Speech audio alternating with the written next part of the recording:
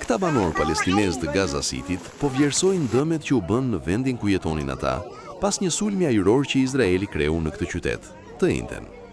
Pamjet nga vendi i ngjarjes tregojnë vendin ku deri sot ishte një ndërtesë shumë katëshe në zonën Ansar, e cila u shkatrua pothuajse tërësisht.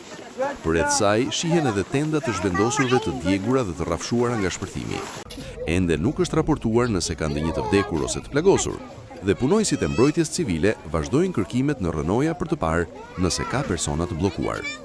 Sidoqoftë, banorët shihen duke kërkuar mes rrënojave për sende që mund të kenë mbetur nga gjërat që ata kishin deri para sulmit.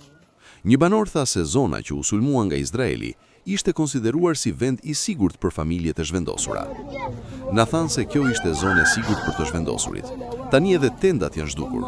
Ku duan që të shkojmë? Tha ai. Një punonjës i emergjencave tha se zjarri u përhap me shpejtësi për shkak të materialeve të lehta nga të cilat janë bërë tendat. Po punojmë me shumë pak ujë për të siguruar që askush të mos mbetet nën rrënoja, tha ai. Mes rrënojave shihen edhe fëmijë që vëzhgojnë vendin e shpërthimit. Një djalë i vogël tregoi se ishte në gjumë kur ndjeu tokën të dridhej. Babai më nxori jashtë, por në zjarr nuk arrita t'i gjej këpucet e mia, tha ai. Një fakt interesant në lidhje me këtë sulm është se për të ka raportuar edhe agjencia izraelite e lajmeve TPS-IL, e cila po ashtu e ka ofruar edhe këtë video xhirim.